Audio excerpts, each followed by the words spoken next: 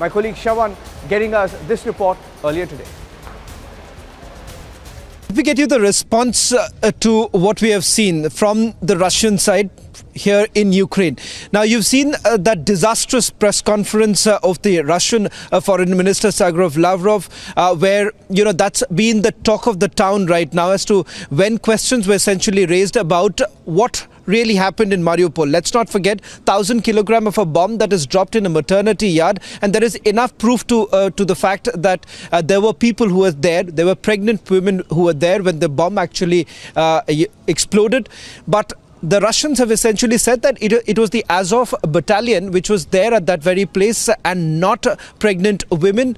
And that hasn't really gone down well, or at least in Ukraine, where they're saying that they really do not trust the negotiations that are going to take place. So the question here is, what's the end sight like? And that's the question that I've been asking almost all diplomats or politicians that I've been trying to get across to here in Ukraine. While on the one hand, there is no doubt about the fact that there is a disillusionment as far as the proximity to West is concerned. That's the reason why you're looking at statements like, we're not going to be part of any particular bloc. Now, one would say that that's a late realization, because at the end of the day, whether that's going to be accepted by the Russians at this stage is not known.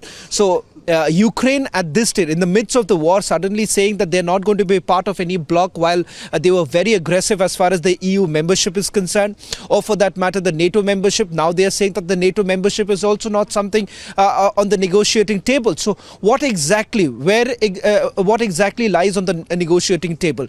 They are saying that there can be no compromise when it comes to their territorial sovereignty, which would essentially mean that the annexation of Crimea, which Ukraine sees it as completely illegal, and Russia has been demanding that Ukraine basically recognizes that Crimea is now part of Russia, and the Donbas region also, the recognition of their independence is two major concerns right now as far as Russia is concerned. And whether at all Ukraine is going to accept that, that's still not very clear at this point in time. Now, just to give you a quick overview of the areas where the bombardments have taken place and how exactly the situation looks like, at least on the ground, let me tell you that beyond Kiev, where the latest satellite imagery indicating that it's closer, you still have bombardments that have taken place just 24 hours ago in a place called Lutsk, which is not very far from where we are broadcasting right now from. And the other is Ivano-Frankivsk. That's the other place that we had visited about 4 to 5 days ago. And remember, there was already a bombardment that took place, and now another airfield that has been bombarded in Ivano-Frankivsk. So just to give you an understanding, Niranjan, it is not only about Kharkiv, it is not only about Kherson. Almost every of the 21 cities here in Ukraine, roughly about 17 to 18 cities have already been bombed by the Russians. So there is a lot more pressure right now on the Zelensky administration to perhaps find a way out on this, because you are entering the 16th day.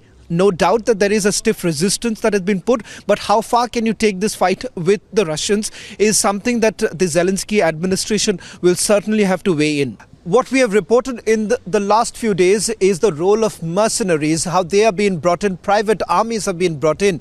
Now, what we are witnessing is that as far as the Russian army is concerned, there is this entire video that has been doing the round of calling in Syrians to become part of the Russian army. In fact, there is a video that does the round with regards to more details of the Christian militia.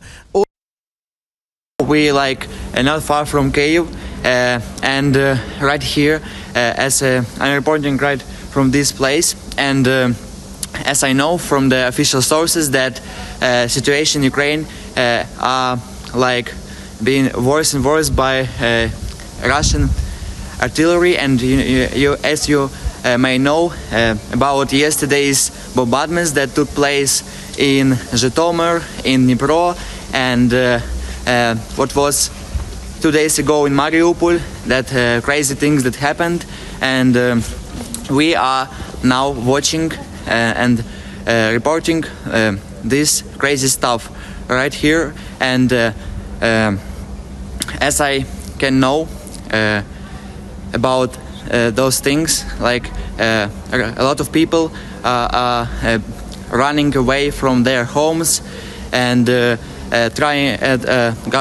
our Ukrainian government trying to evacuate those people from those towns, but Russians are hitting the roads and breaking the operations of evacuating people.